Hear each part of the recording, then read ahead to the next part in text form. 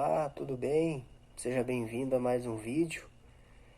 E agora nós estamos num outro momento da física clássica, porque nós vimos lá com os gregos do Aristóteles, com os 4 elementos, né, do Aristóteles, mais a questão do éter, que seria o meio onde interagiam as coisas. Então teria que ter algo no meio, então não se podia ter a ideia, não se concebia a ideia do vácuo, né, de não existir nada na época de Aristóteles. E aí o Aristóteles cria esse termo éter, que seria o quinto elemento, que seria esse elemento que está entre as coisas. Por exemplo, entre as minhas duas mãos está o éter aqui. Estaria cheio de éter aqui. Então isso para o Aristóteles.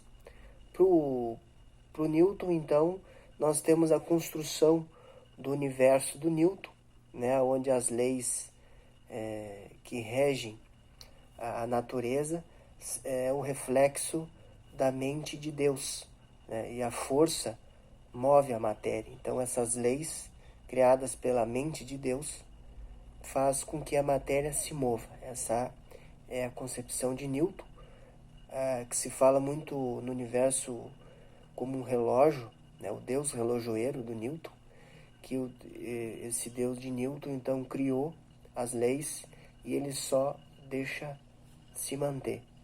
Esse é o Deus relojoeiro, como todos sabem, o relógio, na época do Newton, com os ponteiros, né? Tem os ponteiros, ele vai funcionando.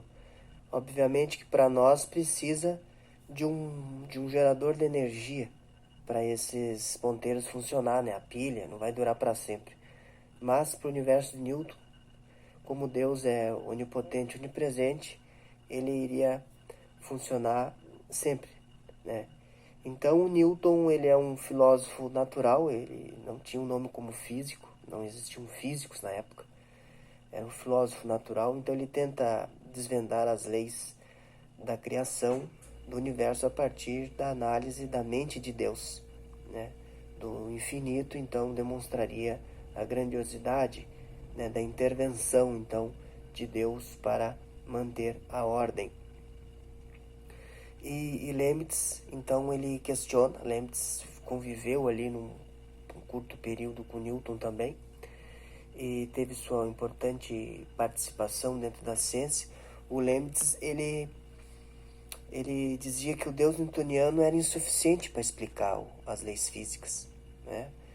Por que Deus iria criar e intervir depois? Por que ele não criou tudo perfeito? Essas eram indagações de Leibniz.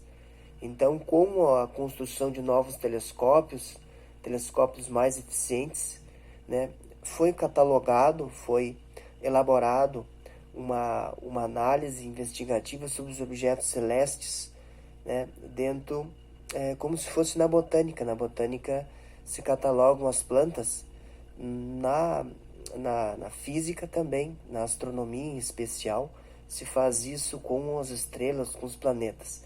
E com essas descobertas novas desses conhecimentos, foi possível ir mais adiante, né? E daí, de posse desses conhecimentos todos, o Laplace, então, ele não acredita em deuses movendo os planetas, né, como uma pizza, onde os planetas são movidos a partir dessa ideia de Deus, né? E aí ele cria uma análise sobre as nebulosas, que as nebulosas elas vão se achatando, elas têm uma concentração de massa muito grande no seu centro, e com a questão que está com a expansão hoje explicado, né? Mas para ele elas iam se achatando cada vez mais pelas leis naturais e não por intervenção de Deus. Então aí nasce então a origem do resultado das leis físicas. Então os planetas que orbitam ao redor do Sol, então é estável, mas é estável pelas leis da natureza para Laplace, e não como intervenção de Deus, que era para o Newton, né? Então da mágica para a matemática. Então o Newton era uma espécie de mágico, conhecido como mágico, entre aspas, né? Porque ele estudava alquimia, e e o Laplace era bem matemático. Então nasce aí o mecanicismo, as ideias reducionistas da física. O que é uma ideia reducionista dentro da ciência? Que a partir do estudo de um planeta, por exemplo a Terra, nós estudando o modelo de como a Terra gira ao redor do Sol, nós temos a interpretação indireta do que os outros planetas fazem a partir desse conhecimento que temos com o planeta. Então essa ideia reducionista se aplica dentro da física, né? Bem ao contrário das ciências humanas, né? A física se utiliza disso, reduz para poder entender o todo. Então é como observar um tijolo e compreendendo a partir desse tijolo, compreender toda a estrutura de uma casa. Então, tem um fato muito curioso que quando o Laplace chega com o seu material para o Napoleão Bonaparte, Napoleão Bonaparte leu o material e disse, muito bom, um material, muito eloquente, só que onde é que está Deus aqui? Onde está Deus? Com essa pergunta, o Laplace diz, eu não preciso dessa hipótese. Então, nasce aí um determinismo de Laplace, porque durante muito tempo a ciência foi manipulada pelas crenças religiosas, né? E com esses estudos, com esse determinismo de Laplace, com os conhecimentos científicos que vão surgindo ali depois de Newton, se tem uma ruptura, né? É o primeiro grande marco que se conhece da ruptura entre as ideias religiosas e as ideias da matemática, da ciência, né? Se tira essa união que existia antes, então se faz essa divisão. Então, ideias religiosas de um lado, ideias científicas do outro. É pela primeira vez na história que isso acontece, né? Então, ele questiona também se existisse uma mente que soubesse tudo, ela teria que ter conhecimento de todas as partículas, de todas as posições, de todas as velocidades das partículas. Então, essa seria uma tal de supermente dentro da análise de Laplace, aonde essa supermente saberia o futuro de tudo, porque sempre não haveriam erros daí. Não haveriam erros e tudo seria determinado. Então não precisaria fazer um estudo para chegar por exemplo, a pessoa é flamenguista, a pessoa é gremista, né? Por que ela é assim?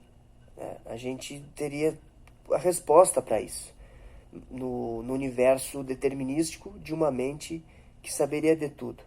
Então isso somente por uma ideia de Deus onipresente e onisciente, né? E a questão do livre-arbítrio, onde fica? Será que eu faço o que eu quero? Será que eu sou mandado por outras pessoas? Eu sou mandado por uma mente para fazer aquilo que eu faço? Essa é uma grande questão, né? Alguém toma as decisões por nós ou nós que tomamos as decisões, né? Então, essa influência determinística de Laplace gera a frase ordem e progresso da bandeira do Brasil, né, da bandeira do Brasil. Inclusive, aquele mapa que está feito ali foi o mapa do universo ali que foi feito, foi produzido, né, na bandeira do Brasil, foi colocado ali o mapa do universo, né? E ali ordem e progresso. Então, ordem por causa das leis e progresso porque as leis que mantêm o progresso. Então isso é uma vertente muito influenciadora das ideias de Laplace, né? De acordo com essa ruptura com a religião dentro da ciência, né? Então pela primeira vez ali a ciência se desvincula da religião e passa a ser uma narrativa de mundo, né? Lembrando que a ciência não é a única narrativa de como o mundo se constrói, como o universo se constrói, mas é uma opção através de um método científico e racional, muito bem elaborado e muito bem estruturado.